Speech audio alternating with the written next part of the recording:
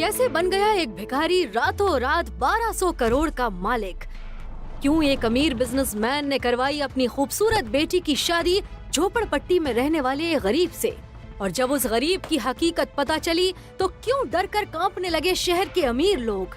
अनिका ने अपने पापा के कहने पर नक्श से शादी तो कर ली थी, मगर उसने ये शर्त रखी थी कि घर से बाहर किसी को ये पता न चले कि वो उसका पति है। पापा ने तुम जैसे कंगाल से शादी करा के मेरी जिंदगी बर्बाद कर दी। मेरे सारे सहेलियों के पति उन्हें महंगे महंगे गिफ्ट देते हैं और तुम वही 10 रुपए का गुलाब का फूल और कार्ड। नक्श उस घर में घर जमाई बनकर रहता था, लेकिन वो सिर्फ एक नौकर ही था। सब उसे जलील करते रहते। ना तो उसे घर में ठीक से खाने को मिलता था, ना ही उसके लिए कोई कमरा था। कभी कालीन पर तो कभी वो कुत्तों के कमरे में सो जाता। अपना पॉकेट खर्च चलाने के लिए वो एक जगह चपरासी की नौकरी भी करता था। अनिका ने अपनी सहेलियों को बता रखा था कि उसकी शादी विदेश जाकर हुई है और उसका पति लंदन में बड़ा बिजनेसमैन है। इस बार न्यू ईयर में मुझे एक महंगा गिफ्ट चाहिए, वो जिसकी कीमत लाखों में है। तुम्हें पता है मैंने आज तक इतने पैसे देखे भी नहीं है। कहाँ से लाके दूंगा इतना महंगा तोहफा? तो ये तुम्हें मुझसे शादी करने से पहले सोचना चाहिए था। मर्द होकर अपनी बीवी की डिमांड्स भी पूरी नहीं कर सकते। नक्श को अपनी पत्नी की ये बात चुभ गई। 2 दिन बाद वैलेंटाइन के दिन नक्श अनिका के पास आया और उसे एक गिफ्ट बॉक्स दिया। और जैसे ही उसने अंदर का गिफ्ट देखा तो उसके होश उड़ गए। ये तो जिमी शू के सैंडल्स हैं। ये तो 10 लाख के आते हैं। ये तुम कहाँ से लाए? वो दरअसल ये ओरिजिनल नहीं है, बल्कि उसी महंगे सैंडल्स की कॉपी है। मैंने मार्केट से खरीदी है। ये नकली है। नकली? पर सैंडल्स की क्वालिटी देखकर अनिका को नक्श पर थोड़ा शक हुआ, क्योंकि वो सैंडल्स एकदम ओरिजिनल लग रहे थे। एक्चुअली आप मिस्टर भानुशाली के दोस्त हैं? मिस्टर भानुशाली? नहीं, मैं उन्हें नहीं जानती हूँ, पर तुमने ऐसा क्यों पूछा? मैम, आपके हाथ में ये जो बैग है ना, ये जिमी शू सैंडल का बैग है। मैं आए? ये स्पेशल एडिशन सैंडल है मैम। इसकी कटिंग, इसका डिजाइन, इसका लोगो नकली बनाना इम्पॉसिबल है। ये इंडिया में कल दूसरा पीस ही बिका है जो मिस्टर भानुशाली ने खरीदा है। क्या नक्श ही है मिस्टर भानुशाली, या नक्श ने चुराए हैं ये सैंडल्स? कहाँ से आए हैं ये लाखों के सैंडल्स बेरोजगार नक्श के पास? क्या है नक्श की असलियत? अगर वो इतना अमीर है तो क्यों रहता है अपनी ससुराल में घर जमाई बनकर? ये सब कुछ अब अनिका के दिमाग में चल रहा था, पर उसे विश्वास था कि कुछ न कुछ जुगाड़ करके नक्श ये सैंडल्स उसके लिए लाया होगा। कुछ दिन बाद अनिका उस सैंडल्स को भूल गई। एक सुबह नक्श घर के लिए सब्जी लेने बाहर गया था। तभी अनिका जल्दी रेडी होकर घर के हॉल में आ गई और गुस्से से चिल्लाने लगी। मम्मी, नक्श कहाँ है? ये आदमी ना हमेशा काम के समय गायब हो जाता है। मैं सोच रही थी इसे अपने ऑफिस लेकर चलूं आज, पर ये महाशय तो घर पे है ही नहीं। नक्श, कहाँ थे तुम? वो सब्जी। मैं आज तुमको आखिरी मौका दे रही हूँ। मेरे साथ ऑफिस चलो और वहां कुछ काम कर लो। यहाँ घर बैठे बैठे तुम कामचोर बन गए हो। अभी चलो, तुम्हारी वजह से वैसे ही मैं लेट हो चुकी हूँ। मेरा बैग लेते आना।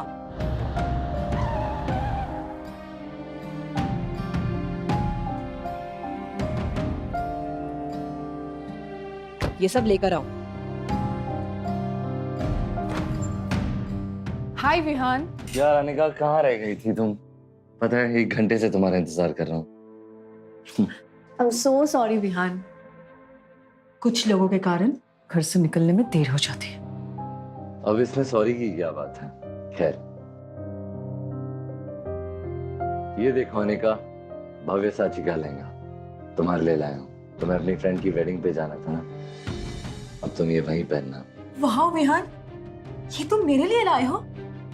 हाँ, ये बहुत सुंदर है। Thank you so much for your gift. Vihaan Anika को इम्प्रेस करने की पूरी कोशिश कर रहा था। अनिका, ये लहंगा नकली है। क्या? ये ओरिजिनल की कॉपी है। ये क्या बक रहे हो तुम? कभी भव्य साची का नाम भी सुना है और इसे नकली बता रहे हो? ओरिजिनल लहंगे में सिल्क यूज होता है। इसका फैब्रिक भी अलग है और डिजाइन भी अलग।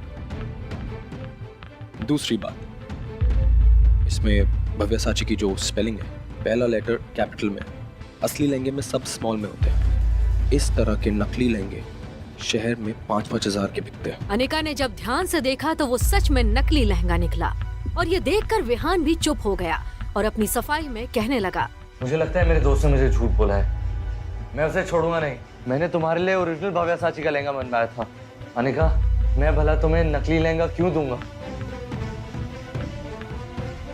मुझे जाना है, मुझे कुछ काम है।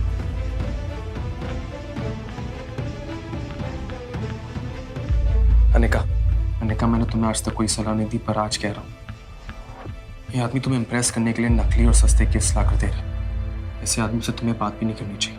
मैं तुमसे वादा करता हूँ, एक दिन मैं तुम्हारे लिए असली और ब्रांडेड गिफ्ट्स लाऊंगा, और उसके लिए जितनी मेहनत करनी पड़े मैं करूंगा। अपने दिल की बात अनिका के सामने रखने के बाद नक्श ने अनिका के जवाब का इंतजार भी नहीं किया और उसके कैबिन से बाहर निकल गया। 2.5 साल की शादी में पहली बार अनिका को ऐसा लग रहा था कि नक्श उसकी फिक्र कर रहा है। क्या नक्श को खुद से दूर रखकर मैंने कोई गलती तो नहीं कर दी? ये क्या सोच रही हूँ मैं? नक्श की वजह से मैं मेरी इतने सालों की मेहनत को जाने नहीं दे सकती। मुझे नक्श की नहीं, मुझे विहान की जरूरत है। ऐसा सोचकर अनिका को नक्श पर और गुस्सा आने लगा। नक्श, ये क्या पागलपन है? हाँ, तुम्हें इतना हक किसने दिया है कि तुम मुझे अपनी बेतुकी सलाह दे सको? तुम यहाँ से चुपचाप निकल जाओ। Just leave. बेहोश, चाहता क्या है? सुनना ही नहीं देता क्या? कब से आवाज दे रहा हूँ, बह रहा है क्या? तूने मेरे ही सामने मेरे गिफ्ट का मजाक कैसे उड़ाया? और तू खुद को भी बेच देगा ना, तब भी वैसा गिफ्ट नहीं खरीद पाएगा। दूसरी बात, तुझे तेरी औकात पता होनी चाहिए।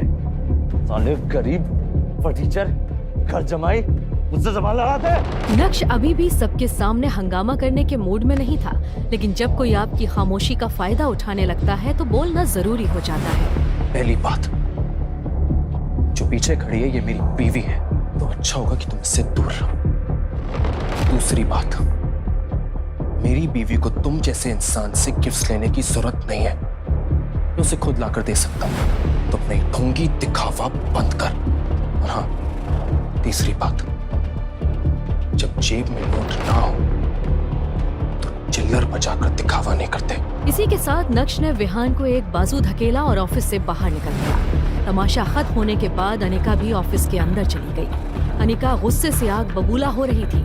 उसकी जलती आंखों के सामने सिर्फ नक्श का चेहरा घूम रहा था और वो जितना नक्श के बारे में सोच रही थी, उसका गुस्सा उतना ही बढ़ता जा रहा था। पिछले कुछ महीनों से अनिका की कंपनी के हालात ठीक नहीं थे। वो मुश्किल से उसे संभालने की कोशिश कर रही थी। क्या करे, उसे ये समझ नहीं आ रहा था। तभी उसे विहान मिला और जब उसकी दोस्ती विहान से हुई, तब जाके उसे पता चला कि वो एक बहुत बड़े परिवार से ताल्लुक रखता है। और बस यहाँ से अनिका ने विहान को अपने जाल में फंसाना शुरू किया। और आज विहान न सिर्फ उसकी कंपनी का बिजनेस पार्टनर है, बल्कि मेजर इन्वेस्टर भी है। और विहान की वजह से ही अनिका की कंपनी अभी चल रही है। इस कंपनी के सारे लॉसेस विहान ही बेयर करता है और अनिका को इसकी बहुत जरूरत भी है।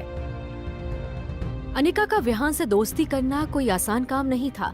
कितने पापड़ बेलने के बाद वो उसके करीब आ रही थी। सब ठीक चल रहा था, सब कुछ अनिका के प्लान के मुताबिक हो रहा था। लेकिन नक्श ने आकर आज सब कुछ बिगाड़ दिया। अब अनिका मन ही मन सोच रही थी, क्या जरूरत थी नक्श को विहान को ऐसा कुछ कहने की? अब पता नहीं वो मेरी कंपनी में अपना पैसा इन्वेस्ट करेगा या नहीं।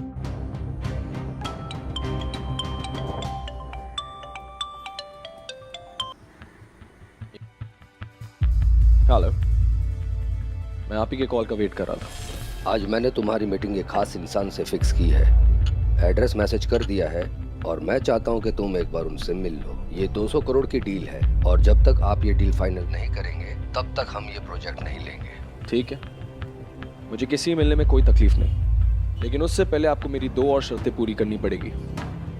सबसे पहले मुझे आज के आज भव्यसाची का लहंगा चाहिए जिसकी कीमत 1 करोड़ हो। और दूसरी मैं आपको व्हाट्सएप कर रहा हूँ। ये शर्त भी उतनी ही खास है।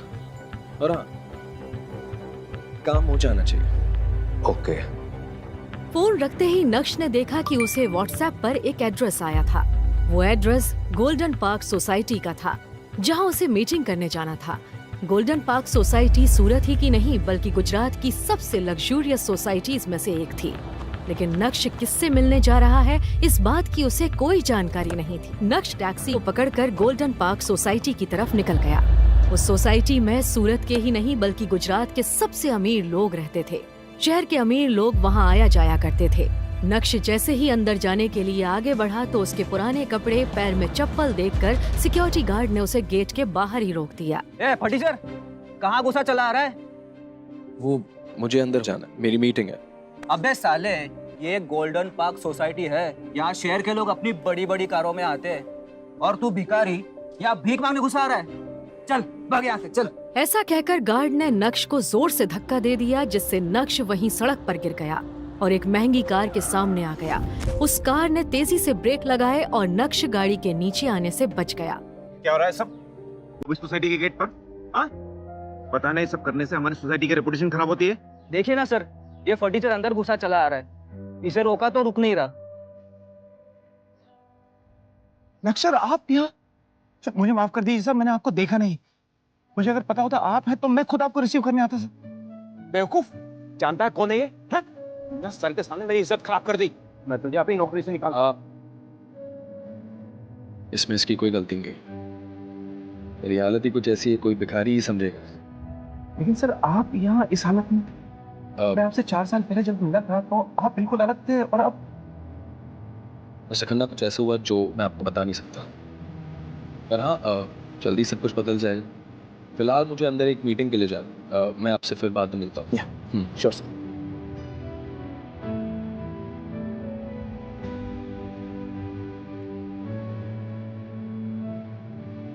अन्ना साहब इस फटीचर के सामने इतना गिड़गिड़ा क्यों रहे?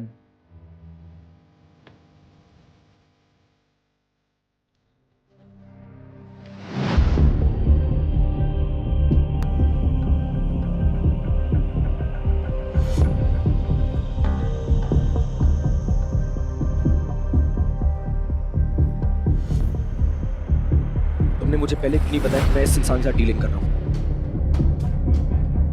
मैं इस इंसान के साथ कोई मीटिंग नहीं कर रहा। 200 करोड़ तो क्या, मैं इसके साथ 20,000 की भी डीलिंग नहीं करूंगा। कौन था ये इंसान जिससे डर कर छुप रहा था नक्श? क्या नक्श सच में गरीब है? तो कैसे वो 200 करोड़ रुपए की डील कर रहा है? और अगर नक्श अमीर है तो क्यों वो रह रहा है गरीबों की तरह अपने ससुराल में? क्या होगा जब अनिका को पता चलेगी नक्श की हकीकत? क्यों हुई नक्श की शादी अनिका के साथ? मिलेंगे इनसे भी कई मजेदार सवालों के जवाब।